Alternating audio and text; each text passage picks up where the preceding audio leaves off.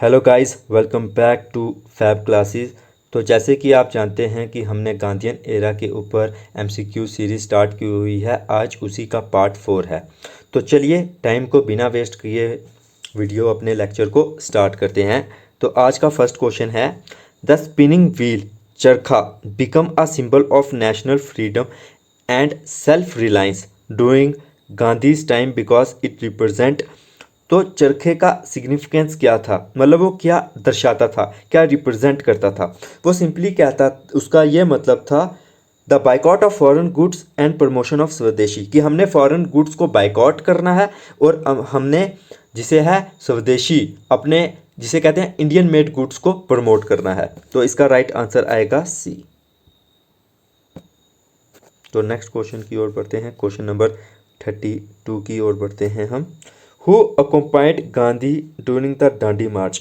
तो देखिए, डांडी मार्च के वक्त गांधी जी के साथ किसने दिया था, तो simply 78 of his trusted volunteers, 78 trusted volunteers उन्होंने खुद जो है गांधी जी का साथ दिया था। और उन्होंने जो है 12 मार्च 1930 को साबरमती आश्रम से अपनी जो है जिसे कहते हैं ना मार्च स्टार्ट किया था, और उसी के बाद सिविल डिसओबीडियंस मूवमेंट भी स्टार्ट हुआ था। तो ये आप याद रखना, 78 ऑफ हिज ट्रस्टेड वॉलेंटियर्स, ठीक है ना। तो क्वेश्चन नंबर 33 की ओर बढ़ते हैं।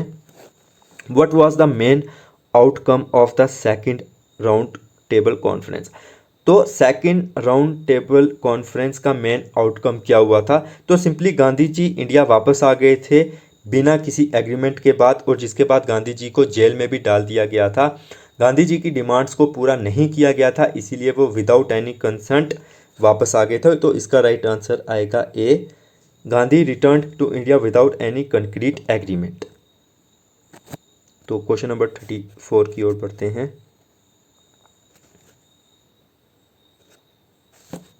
The concept of swaraj in Gandhi's philosophy मेंट। तो स्वराज का मतलब क्या था गांधी जी की फिलॉसफी में, self rule at the individual and community level, complete independence from British rule only, rule by a democratic government, economic self sufficiency through industrialisation. तो गांधी जी का कंसेप्ट हो जा स्वराज का, वो सिंपली ये था कि सेल्फ रूल हो इंडिविजुअल लेवल में और कम्युनिटी लेवल में, ठीक है ना। तो इसका राइट आंसर ए आएगा, self rule at the individual and community level. तो क्वेश्चन नंबर 35 की ओर बढ़ते हैं। What was the main reason for the failure of the Simon Commission. तो साइमन कमीशन जो 1927 में जो आ गया था, तो आना उसको 1930 में था। खैर वो अलग कॉन्सेप्ट है, तो ज़्यादा बड़ा हो जाएगा ये क्वेश्चन। तो सिंपली वो फेलियर क्यों हुआ था, देखिए साइमन कमीशन में जितने भी डेलीगेट्स थे, जितने भी मेंबर्स थे, वो सारे जो थे इंग्लैंड के थे, फॉरेनर्स थे, इंडिया का एक भी मेंबर नहीं था। इसीलिए उसको बैकआउट किया गया था, और गो बैक साइमन के नारे भी लगाए गए थे कि भाई आप इंडिया के लिए जिसे कह रहे हैं ना, आप पॉलिसीज़ बना रहे हैं, उसमें इंडिया का एक मेंबर भी नहीं है। तो इसीलिए वो जो है एक फेलियर हो गया था। तो मेनली क्यों था, it did not include any Indian member, Simon commission में एक भी इंडियन मेंबर नहीं था, इसलिए वो फेलियर हो गया।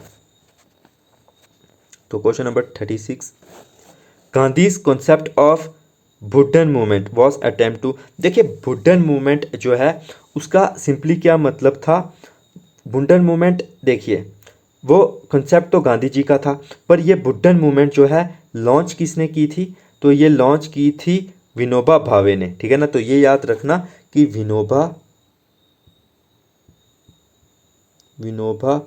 भावे ने ये लॉन्च की थी, ठीक है ना।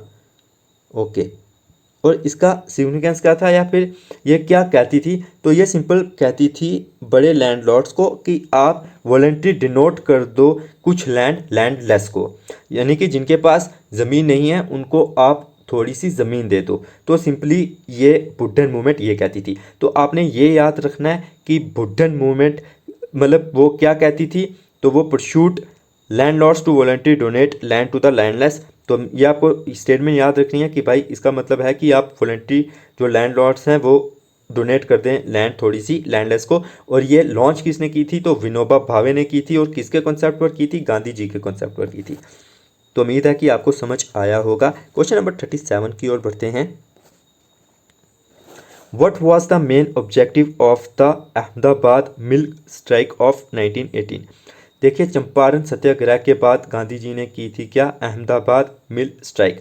तो सिंपली वो क्या कहते थे? वो सिंपली चाहते थे कि जो वहाँ पर मिल वर्कर्स हैं उनको उनकी वेजेस में 35% का इंक्रीज होना चाहिए। ठीक है ना? तो राइट आंसर बी आएगा, to secure a 35% of wage increase for the mill workers. तो सिंपली गांधी जी ये कहते थे अहमदाबाद मिल्क स्ट्राइक में, उनका ऑब्जेक्टिव ये था। तो question number 38, in which city was Gandhi born? तो गांधी जी कहाँ बोर्न हुए थे? तो सिंपली वो पोरबंदर में हुए थे। ठीक है ना? पोरबंदर कहाँ पर है? तो भाई ये गुजरात में है। ठीक है ना? अच्छा, कब हुए थे? अक्टूबर 2 1869।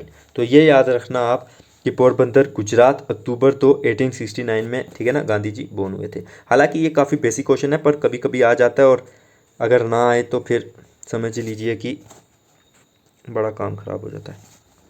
तो कभी कभी बेसिक क्वेश्चन आ जाते हैं जो कि हमसे गलत हो पाते हैं। तो ना ही बेसिक छोड़ना है ना ही एडवांस छोड़ना है, मतलब ये अपने दिमाग में कॉन्सेप्ट रखना है। ओके, द फेमस स्लोगन हे राम इज एसोसिएटेड विद। देखिए, जब भी गांधी जी को नथुराम गोडसे गोली मारने लगा था तो उससे पहले गांधी जी ने ये वर्ड बोले थे। ठीक है ना? तो आपको ये याद रखना है, Gandhi's last word before his death. गोली मारने से पहले गांधी जी ने ये चीज़ बोली थी। ओके, उम्मीद है कि आपको समझ आया होगा। Okay, question number 40, the concept of Harijan was use by Gandhi to refer to. तो हरिजन सिंपली वो किसको कहते थे? देखिए, हरिजन्स गांधी जी सिंपली कहते थे द अनटचेबल्स ऑफ इंडिया, मतलब ऐसे लोग जिनको ऊंची जात वाले कहते थे कि तुम नीच जात हो, हम तुम्हें टच भी नहीं करेंगे, उन्हें गांधी जी कहते थे गॉड्स चाइल्ड, और उन्हीं को वो हरिजन भी कहते थे कि ये हरिजन हैं। ठीक है ना?